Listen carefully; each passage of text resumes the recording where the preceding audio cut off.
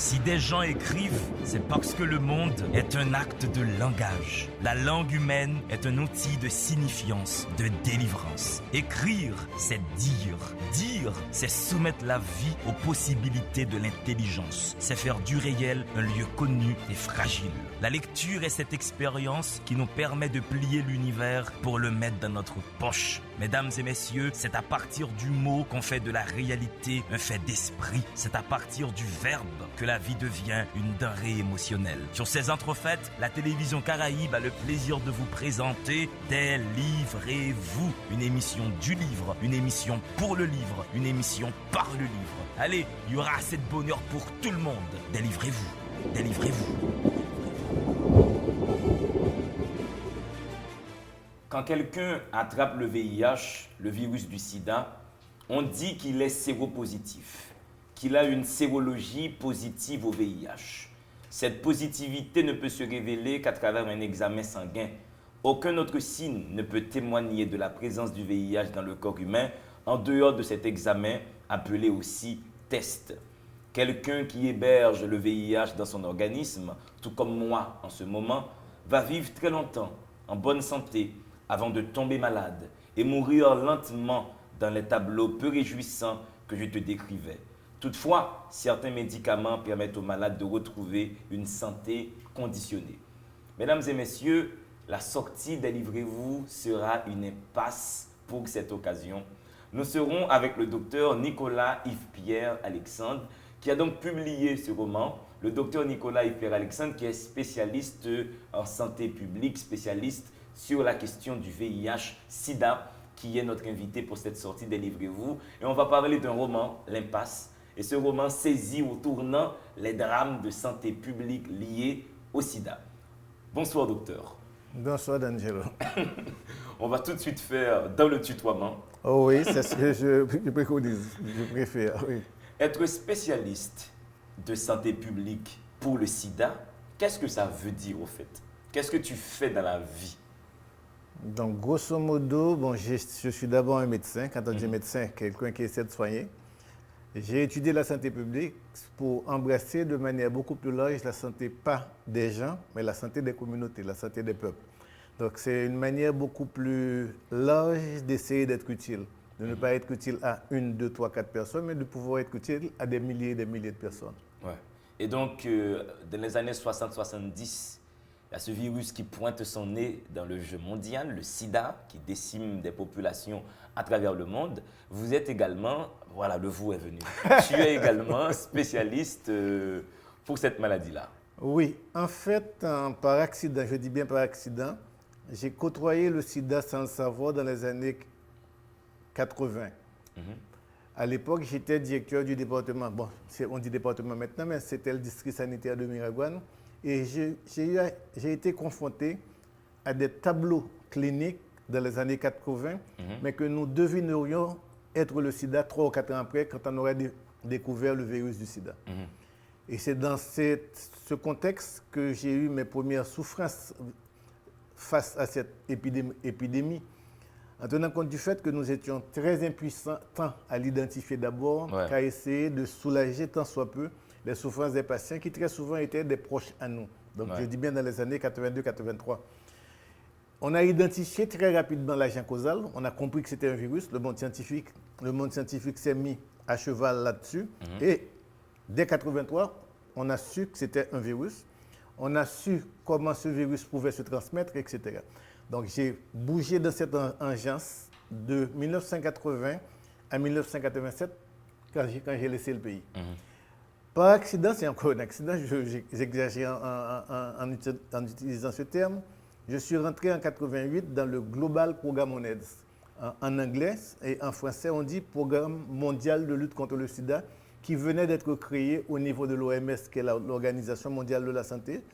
Et j'ai eu, avec des collègues, on a eu à réfléchir et à démarrer les mesures de contrôle, je dis bien de contrôle de cette épidémie maladie, mais qui rapidement est devenue une pandémie. Ça sous-entend un problème de santé publique à l'échelle mondiale, devenant presque plus qu'un problème de santé, un problème de développement.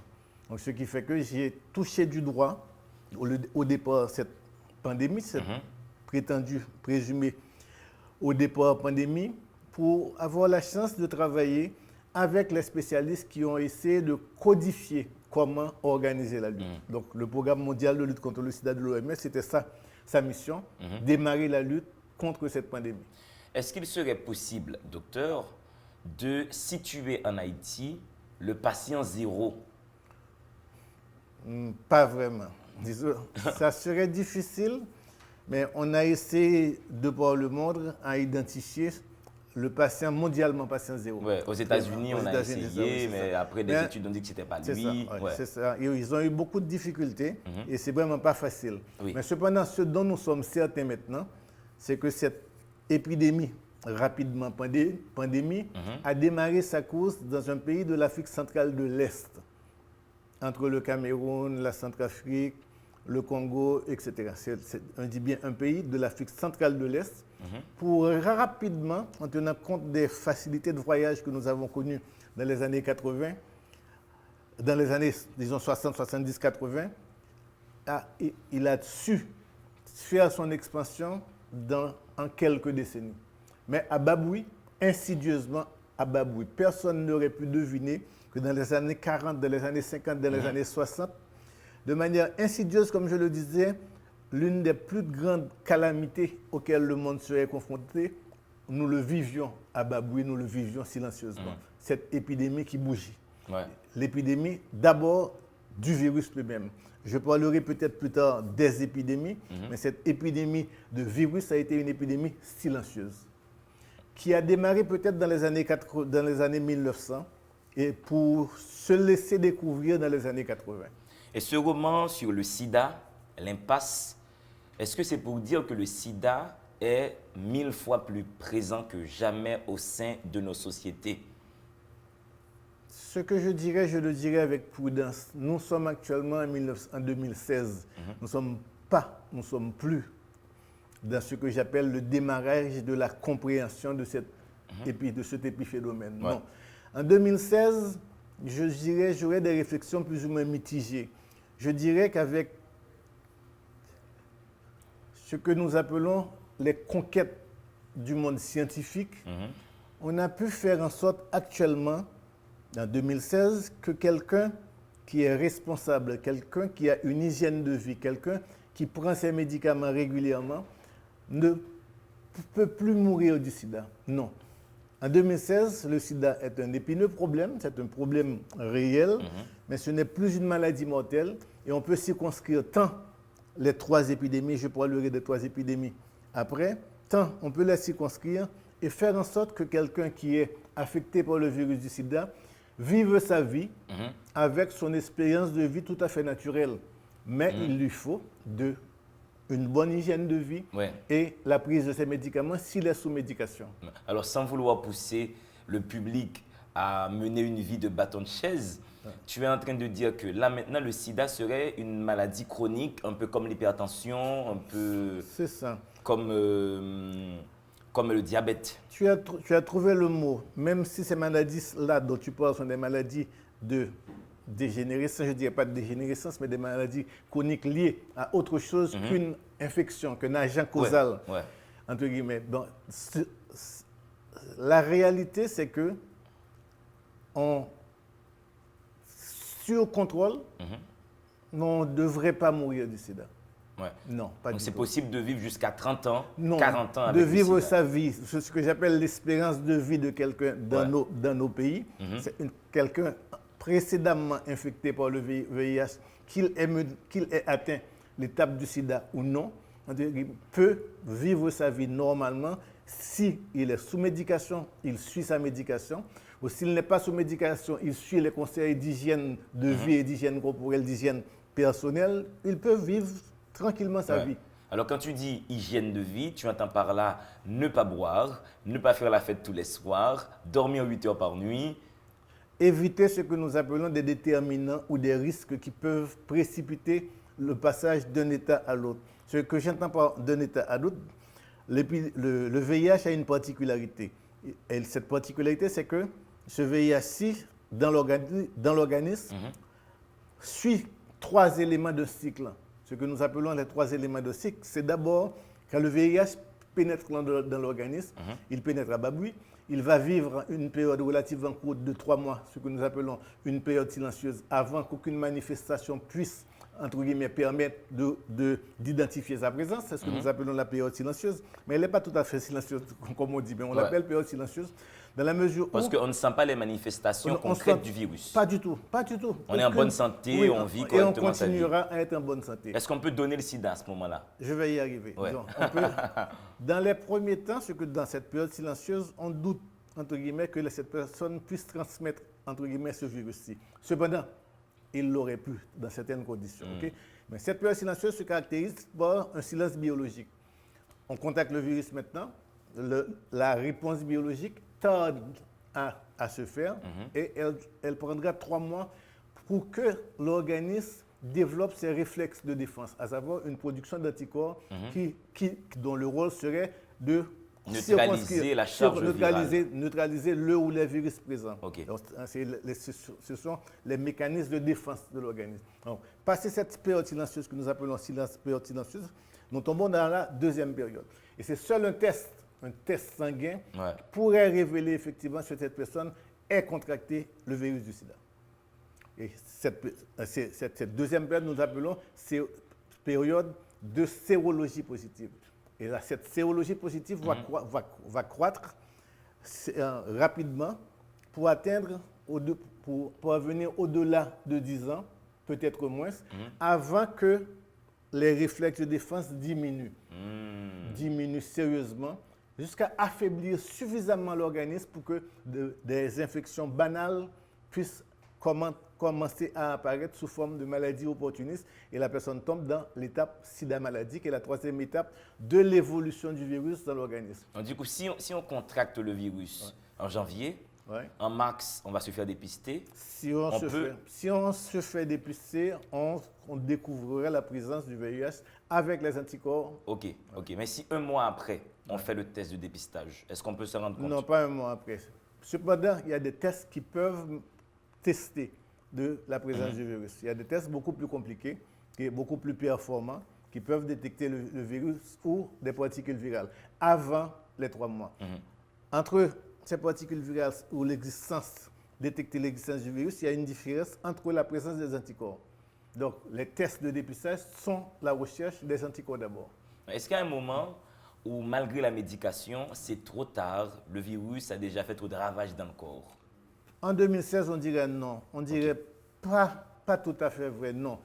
Et la présence des infections, la survenue des infections opportunistes porterait le monde scientifique, le monde médical, à effectivement penser à un sida, et à passer à l'étape sida et à prendre les mesures qu'il faut pour que la personne régresse et passe de cette étape sida et retourne à un simple état de sérologie positive et jusqu'à diminuer suffisamment cette sérologie pour que le virus devienne presque indétectable dans son organisme, avec l'aide des médicaments et avec l'aide de comportements sécurisants. Alors, il y a toute la stigmatisation autour du sida. Et je prends mon cas personnel. Moi, mon dernier test de sida, c'était dans un petit coin perdu en France, où je me suis dit, bon là, personne ne va savoir.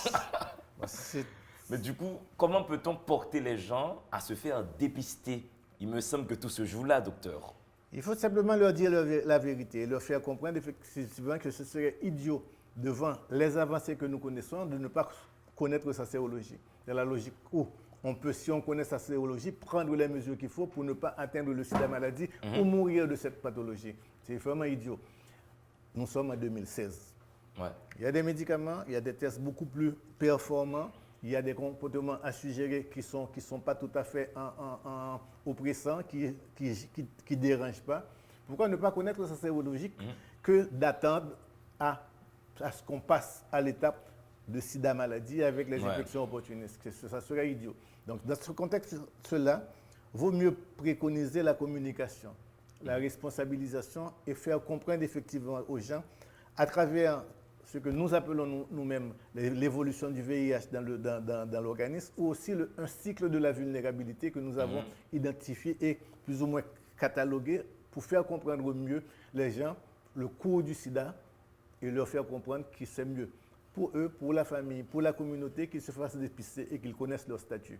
Quel que soit ce qui serait mis en évidence, on peut faire quelque chose maintenant. Alors pour éviter qu'on se retrouve dans une impasse, docteur, qui est donc le titre de ce roman, est-ce que les médicaments sont facilement accessibles?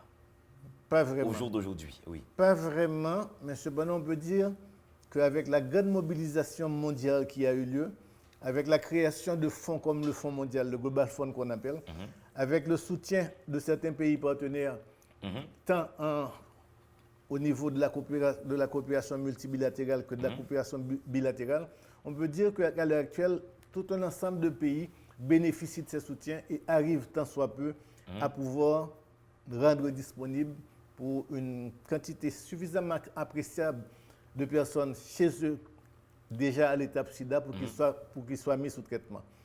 Mais il faudrait beaucoup plus de moyens quand même pour toucher tout un ensemble de personnes qui n'arrivent pas encore à avoir accès aux rétroviraux. Mesdames et messieurs, délivrez-vous avec le docteur Nicolas Yves-Pierre Alexandre autour d'un roman qui saisit ce fléau planétaire qui s'appelle le sida. Le sida qui est en train de perdre ses dents de devant, le sida qui est de moins en moins un fléau. Nous sommes en train de saisir toute la problématique liée à la maladie. Nous allons sur la deuxième série de cette émission déchiqueter ce roman, L'Impasse. Allez, le temps de la première respiration. Si des gens écrivent, c'est parce que le monde est un acte de langage. La langue humaine est un outil de signifiance, de délivrance. Écrire, c'est dire. Dire, c'est soumettre la vie aux possibilités de l'intelligence. C'est faire du réel un lieu connu et fragile. La lecture est cette expérience qui nous permet de plier l'univers pour le mettre dans notre poche. Mesdames et messieurs, c'est à partir du mot qu'on fait de la réalité un fait d'esprit. C'est à partir du verbe que la vie devient une denrée émotionnelle. Sur ces entrefaites, la télévision Caraïbe a le plaisir de vous présenter Délivrez-vous, une émission du livre, une émission pour le livre, une émission par le livre. Allez, il y aura assez de bonheur pour tout le monde. Délivrez-vous, délivrez-vous. Délivrez-vous, une émission du livre, une émission pour le livre, une émission par le livre. Délivrez-vous aujourd'hui qui est dans une impasse romanesque, une impasse liée à l'infection du virus sida. Mesdames et messieurs, de retour sur ce plateau avec le docteur Nicolas Yves-Pierre Alexandre qui nous fait ce roman, L'Impasse, qui a été publié auprès de Gibka Éditions, un roman qui saisit toute la problématique du sida. Le personnage principal s'appelle Claire. Et Claire, docteur, elle a le sida. Mais elle a le sida dans un contexte très spécial, non par rapport à un rapport sexuel, mais dans une situation presque hasardeuse, accidentelle, comme tu aimes le dire. À la limite, oui. Mais je ferai une petite précision qu'elle n'a pas le sida.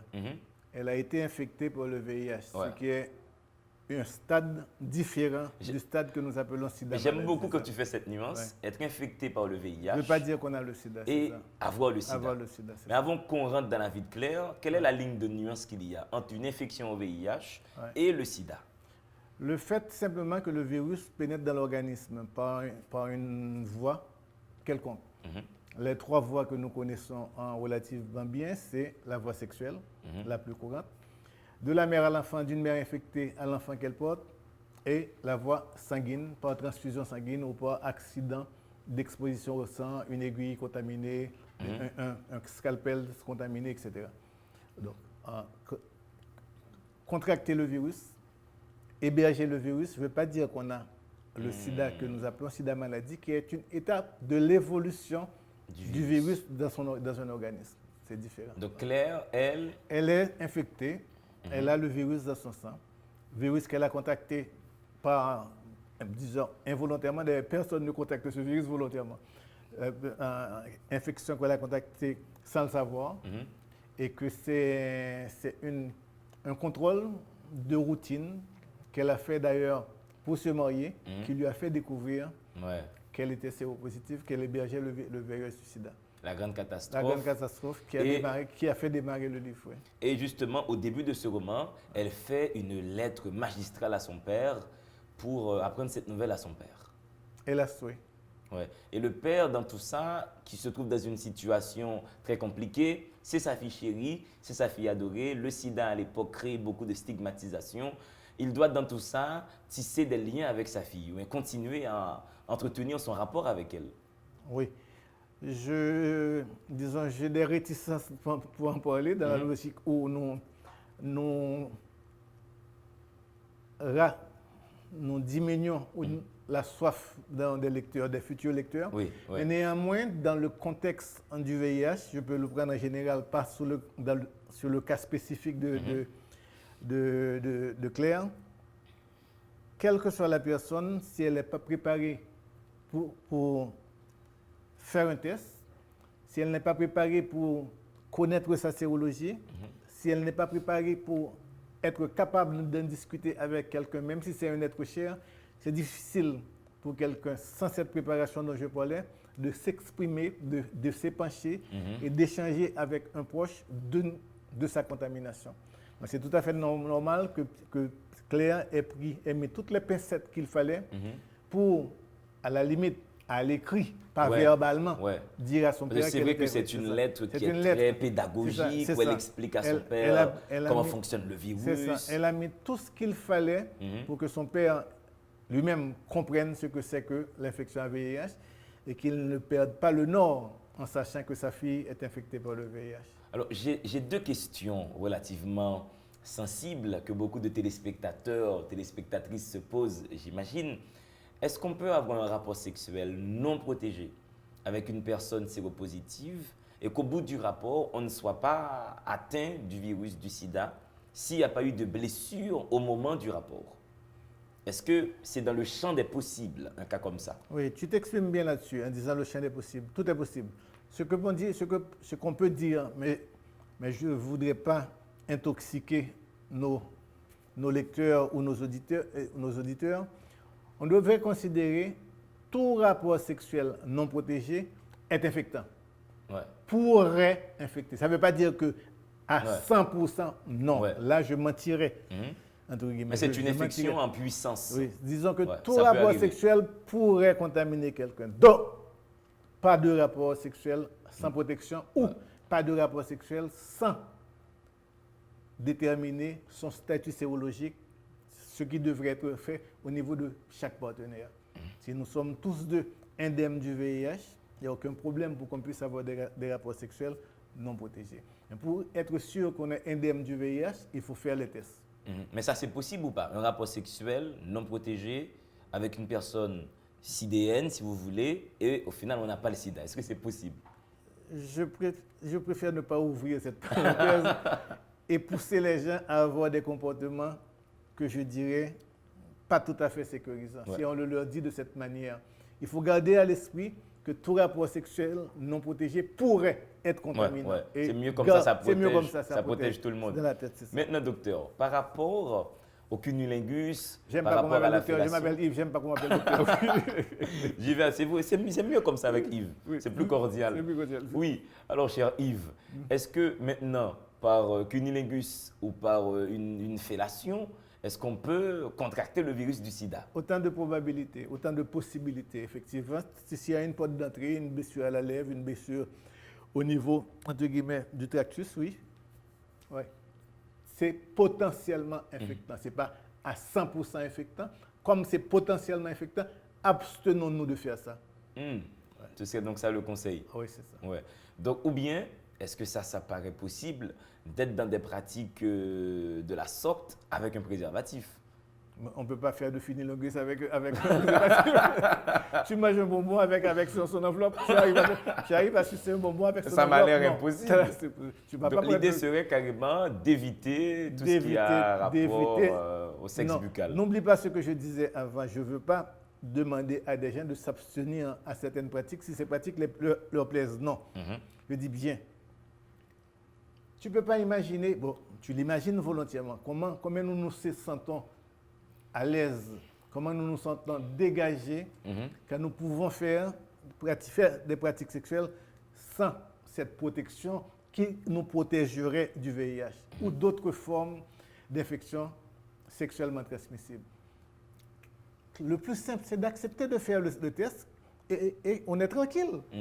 Au contraire, faire un test de dépistage nous garantit un comportement, le comportement qu'il faudrait. Si nous sommes séropositifs, si nous sommes séronégatifs, nous allons nous battre maintenant pour ne plus faire d'erreurs et ne plus pratiquer de comportements à risque pour ne pas devenir contaminé. Et si on est contaminé, on va apprendre à vivre avec sa sérologie positive parce qu'il n'est pas encore à l'étape de sida maladie. On va éviter de faire le sida maladie en ayant une vie beaucoup plus responsable et en ayant une vie beaucoup plus hygiénique dans le contexte de ne pas laisser se transporter la simple infection à VIH vers le sida maladie.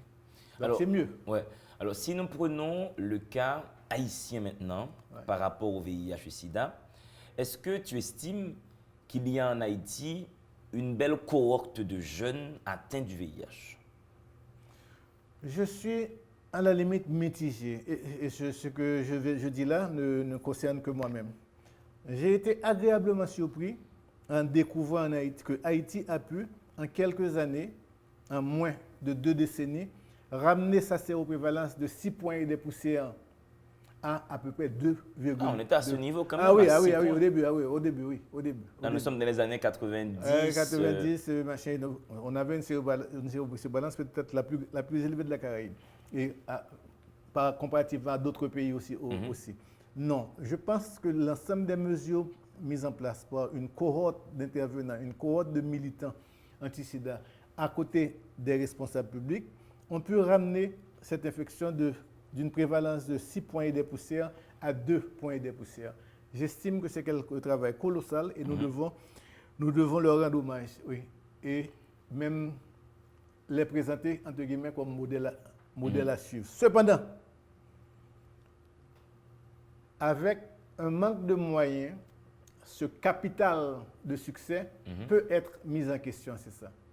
L'ensemble des partenaires qui soutiennent la lutte contre le sida en Haïti continuent à soutenir cette lutte, ou que nos communautés arrivent à trouver de par eux-mêmes les moyens à circonscrire cette épidémie qui peut se transporter à nouveau en 3 épidémies terribles. Ouais, mais c'est 2%, docteur.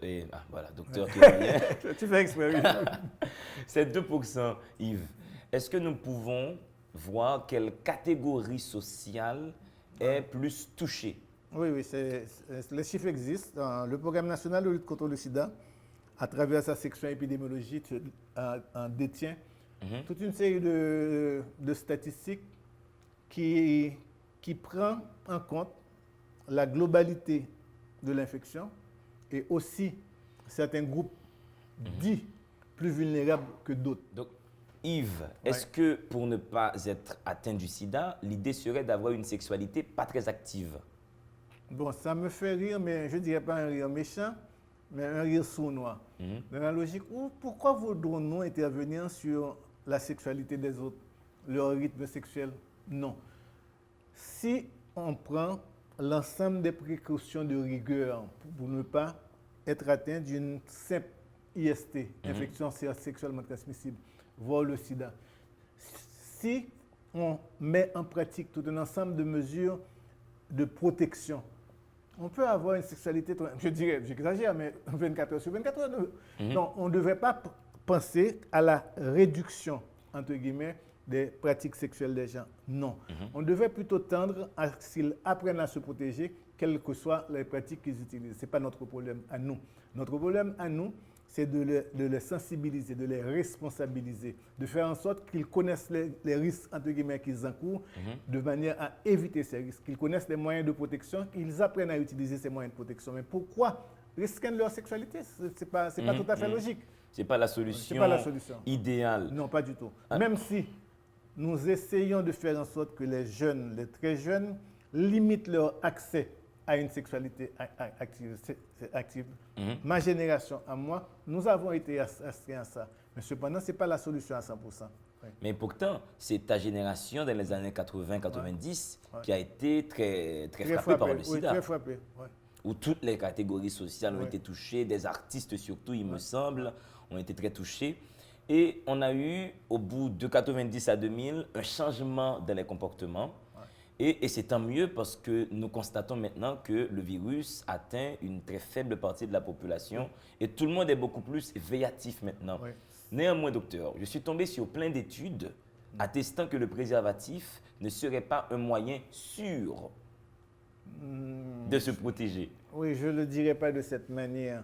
Je dis bien convenablement utilisé. Si tu avales ton préservatif, tu le mets à la bouche. Si tu le mets à la bouche, il ne va pas te protéger. Convenablement utilisé, convenablement préservé. Quelqu'un qui met son préservatif dans son portefeuille et qui s'assied dessus 40, 50 fois, 100 fois avant de l'utiliser, il peut abîmer l'enveloppe, il peut rendre, entre guillemets, moins étanche, entre guillemets, le plastique, etc. Donc, je me dis bien convenablement conservé et convenablement utilisé. On n'en met pas deux, on n'en met pas trois. On enfile un seul convenablement, entre guillemets, en attendant, entre guillemets, que le sexe soit prêt à le recevoir. On le déroule convenablement, on l'installe convenablement. Il n'y a aucun problème, entre guillemets, aucune crainte à avoir en utilisant le préservatif. Néanmoins, nous préconisons quand même que les gens, les couples, les gens qui ont des rapports entre eux et que entre eux, fassent les tests de dépistage pour qu'ils puissent avoir une sexualité tout à fait libérée. C'est beaucoup mieux que ça, c'est beaucoup mieux que ça, c'est beaucoup plus sécurisant que ça. D'ailleurs, faire les tests, comme je le disais, nous permet de découvrir notre statut. Et quelle que soit la découverte, on peut enclencher les choses qui peuvent arrêter, stopper, entre guillemets, les effets nocifs d'une infection à VIH. Donc c'est mieux de connaître sa sérologie. Mesdames et messieurs, c'est mieux de connaître sa sérologie. Nous sommes dans l'impasse avec Yves qui nous a proposé ce roman qui éduque nos regards sur notre façon de vivre la problématique du sida. Le temps de votre deuxième respiration à cette émission.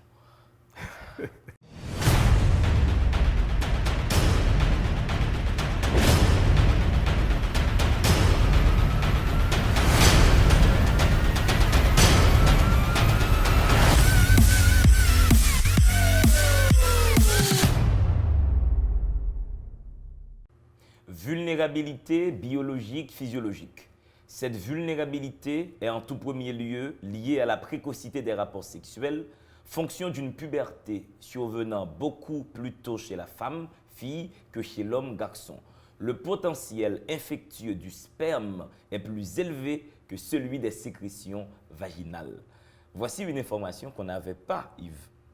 Oui, tu as peut-être raison, mais je pensais que je n'avais pas du tout. Oui, c'est vrai. Donc le sperme est beaucoup plus dangereux quand il s'agit du sida que les sécrétions vaginales. Oui. Est-ce que c'est la constitution du sperme qui constitue cette dangerosité? Bon, disons que d'abord, c'est un liquide qui est beaucoup plus, je ne dis pas volumineux, on ne peut pas dire volume pour un liquide, mais il est beaucoup plus abondant. Il est beaucoup plus abondant que les sécrétions vaginales. Ensuite, les sécrétions vaginales sont des sécrétions externes, à la limite externes, qui sous la pulsion de certains facteurs, arrivent à s'agglomérer. Mais le sperme est beaucoup plus biologique et le VIH est beaucoup plus présent dans les liquides biologiques. Ça veut dire que si nous considérons, je ne veux pas dire de bêtises, mais si je fais une comparaison bête et stupide, la transpiration, entre guillemets, est moins, entre guillemets, contient beaucoup moins de virus que le sperme. C'est presque pareil en termes de phénomènes, de phénomènes biologiques. Au fait, pour être atteint du sida, ce n'est pas qu'une question de sang. Le sperme également peut transmettre le virus. Tous les liquides biologiques sont infectants, mais certaines avec moins de potentialité. Il faut le prendre de cette manière. La salive aussi, comme liquide biologique? Oui, tous les liquides biologiques sont infectants. Donc, possèdent à un niveau... Donc Yves, si on embrasse une fille qui a le sida, la salive de la fille pourrait éventuellement nous transmettre le sida. Ou la salive de l'homme. Ou la salive de l'homme, voilà, pourrait éventuellement transmettre le sida à la fille. Particulièrement dans certaines conditions. Blessure au niveau de la bouche, aphte, tu connais les aftes, etc., qui sont autant de portes d'entrée. Mais il faut retenir de manière catégorique que tous les liquides organiques sont infectants. Donc, au fait, L'un moins infectant que l'autre. Ouais. Au fait, on peut très bien avoir un rapport sexuel avec une personne atteinte du VIH. Ouais. On utilise un préservatif, tranquille, on s'est protégé. Ouais. Mais comme on a embrassé la personne, ça Oui. devient comme si on ne s'était pas protégé. Oui, mais comme je le disais, c'est ça. Certains liquides sont beaucoup plus infectants que d'autres, c'est ça. La salive est infectante, mais il faudrait que certaines conditions préalables. J'ai donné l'exemple des aftes de blessures ou d'altérations au niveau de la bouche, c'est ça. Donc ça sous-entend que si nous le prenons de manière rigoureuse, on dirait oui, il faut éviter ça. Mais cependant,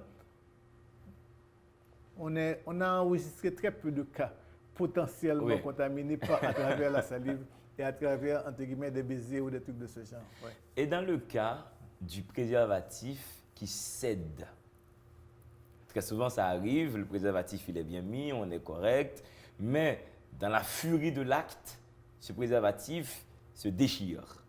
En gros, j'appellerais ça une hypothèse nulle. L'hypothèse nulle, c'est ce qu'on appelle 0,00005.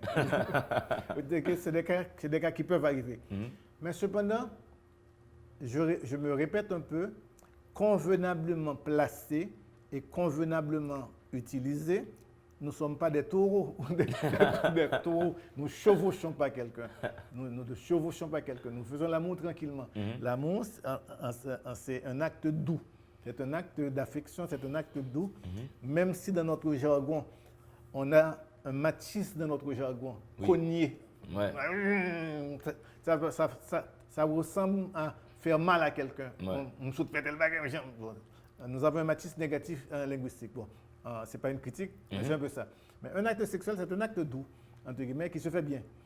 Donc, et que faites-vous des sadomaso, docteur? c'est différent, c'est des cas d'espèce. C'est des cas d'espèce que nous ne prendrons pas pour faire une généralité ou une norme. Donc, pour en revenir, les cas de déchirure de préservatifs sont assez rares, même si nous avons affaire à des étalons qui ont des menstruations peut-être dépassant la normale, qui ont des menstruations dépassant la normale. Je dirais menstruation de préférence. Non, c'est des cas, ça arrive des fois, oui. Mais il faut retenir que convenablement conservé, convenablement placé et convenablement utilisé, le préservatif préserve vraiment des IST et du VIH. Dans le cas où ça arrive, malheureusement, qu'est-ce qu'on fait dans l'immédiat, dans les 24 prochaines heures? Oui, on appelle ça un accident d'exposition au sang. Je dis bien un accident d'exposition au sang. Dans le contexte du sida, ça sous-entend un accident d'exposition au sang potentiellement contaminé. Parce que si le geste que nous faisons spontanément, c'est d'abord de faire un test de VIH pour la personne. Je dirai après pourquoi on l'a fait. Okay? On fait un test de VIH et on met la personne sous un kit ARV. Le kit ARV, ça donne à la personne, ça permet à la personne de bénéficier d'une prise de médicaments antirétroviraux pendant un certain temps, en moyenne 1 mois, et ça arrête toute potentialité de multiplication virale s'il y avait une contamination immédiate avec l'accident d'exposition au sang. Est-ce que tu comprends bien ce que je dis, c'est ça? Donc, tout cas d'accident d'exposition au sang prétendument ou potentiellement contaminé devrait bénéficier de ce processus. C'est le processus d'un kit de protection aux accidents d'exposition au sang. Alors, une personne atteinte du VIH-Sida et qui prend régulièrement ses médicaments et qui a une bonne hygiène de vie, est-ce que ça peut arriver que cette personne-là devienne une porteuse saine? Ou bien, voilà, le principe du porteur sain existe-t-il quand il s'agit du VIH-Sida? Pas vraiment.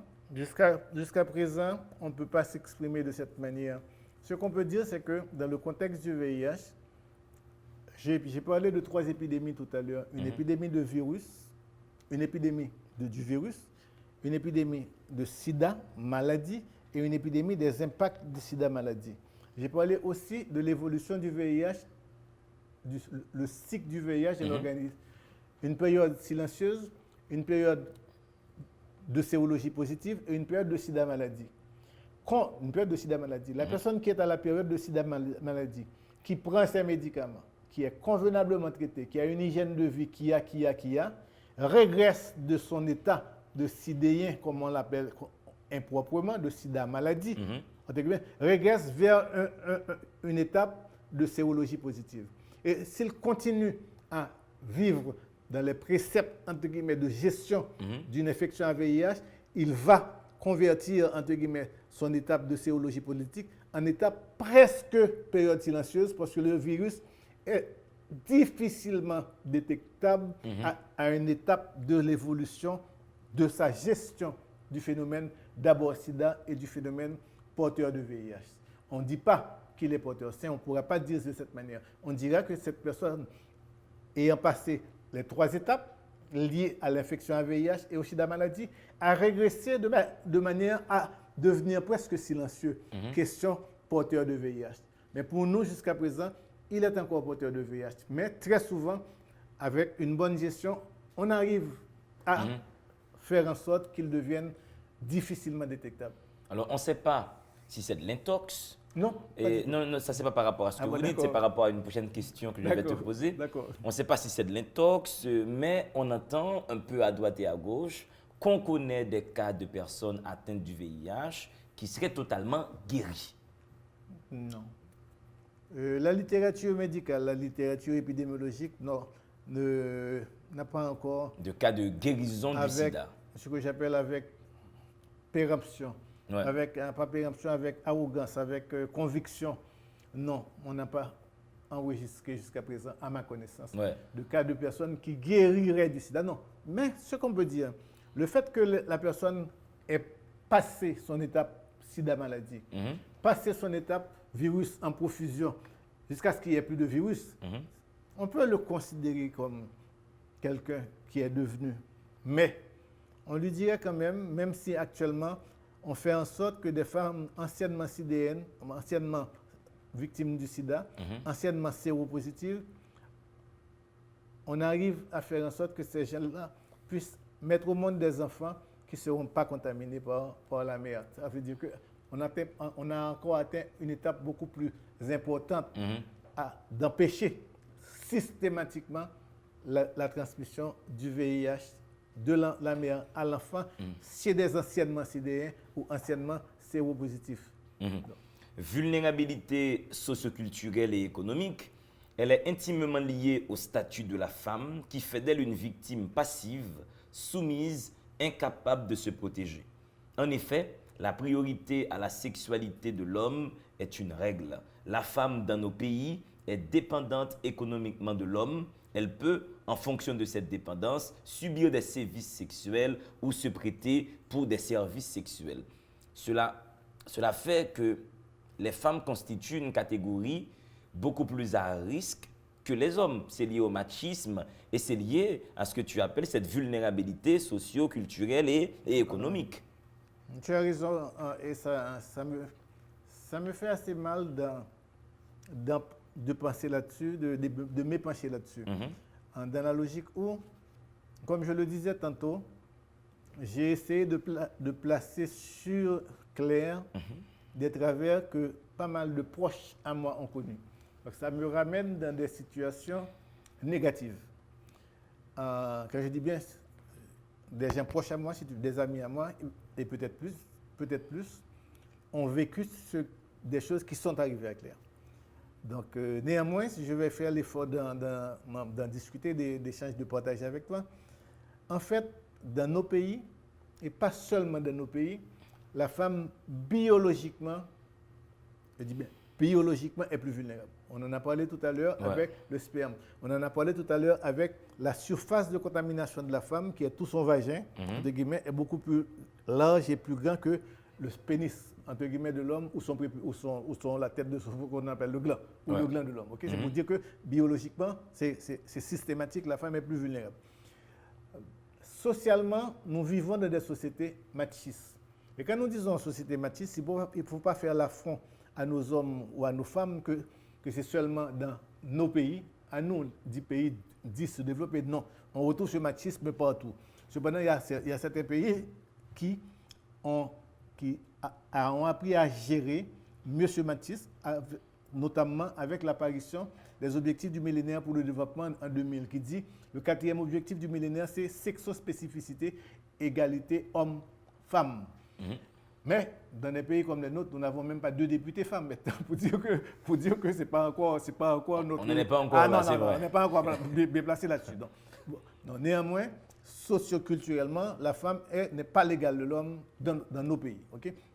Ça, c'est une première chose. Économiquement, la femme, c'est nos générations à nous nous avons vu démarrer, entre guillemets, la scolarisation de la femme, ou que la femme ait pu dépasser l'étape universitaire. À l'époque de ma mère, il n'y avait que pour les femmes Élie Dubois et externe à la Providence. Toi, tu n'as pas connu ça. Tu n'as pas connu ça, tu as connu des femmes universitaires. Non. À l'époque de ma mère, alors que mes oncles ont fait l'université, mais ma mère et mes tantes, elles ont fait que, je le dis en rien, mais c'est la vérité, l'équivalent de externe à la Providence et de Élie Dubois. C'était des écoles professionnelles pour femmes pour apprendre à être institutrice, machin, etc. La femme n'allait pas. Elle ne fréquentait pas les universités. Ça veut dire qu'elle avait peu de chances de sortir de son statut illégal, inégal économique. Donc, la femme dépend de l'homme qui lui donne des sous, qui contrôle, si toutefois elle gagne de l'argent, qui contrôle son argent. Et cela crée malheureusement sa vulnérabilité sexuelle par rapport à l'homme. C'est ça, de la logique où, même pour manger dans certaines conditions, la femme est obligée de se prêter à des pratiques sexuelles ou à des services sexuels. À des services sexuels, c'est la prostituée qui se donne en service.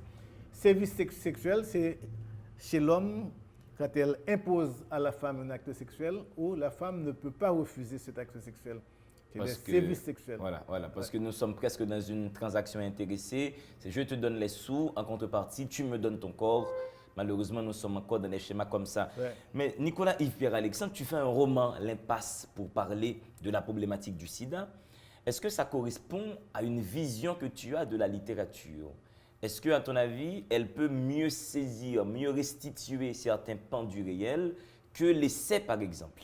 Tu as raison là-dessus. Bon, j'ai appris à écrire dès l'âge de 7 ans.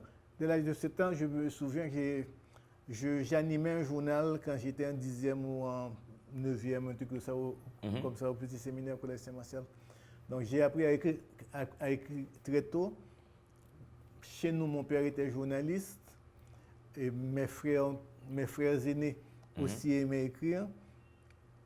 Mais j'étais plutôt captivé par le côté, la potentialité émotionnelle d'une fiction. Je dis bien, la potentialité d'exploiter les émotions dans une fiction, ce que je ne peux pas faire dans un essai, ni dans un ouvrage scientifique. Et il est plus facile de gérer les sentiments dans un roman, dans une fiction, et de jouer sur cette gestion des sentiments pour faire passer des messages, pour faire peur ou pour calmer les gens. Et c'est ce que j'ai essayé de faire dans l'Impasse en gérant les émotions. Je dis bien, j'étais bien motivé dans la logique où j'ai vécu 90% de ce qui se dit dans l'Impasse avec des êtres assez proches de moi. Oui. Voilà. Ouais. Nicolas Yves-Pierre-Alexandre qui fait L'Impasse, publié à Jebka Édition qui est à Boston. Merci d'avoir été sur le plateau de Livrez-vous. Non, c'est à moi de te dire merci et j'espère qu'on aura l'occasion d'échanger à nouveau sur d'autres thématiques qui nous intéressent, qui nous interpellent, et toi et moi. Absolument. Notamment l'environnement. Absolument. Mesdames et messieurs, je vous recommande avec beaucoup de plaisir, beaucoup d'enthousiasme ce roman. C'est un roman qui va ouvrir vraiment vos perspectives sur le sida, sur les façons de se protéger de cette maladie chronique. Le sida, on le rappelle, ce n'est pas une maladie comme dans les années 80. Il est possible maintenant de vivre avec. Il faut donc arrêter avec tout ce qui est stigmatisation des personnes atteintes du VIH qui sont encore ou pas encore au stade du sida. Je vous invite donc à rester dans le bonheur. Si vous aimez faire l'amour, faites l'amour, mais protégez-vous, mesdames et messieurs. Restez dans le bonheur. Dites de temps en temps, gardons le bonheur. Dans le monde, il doit y avoir deux êtres, des livres et vous.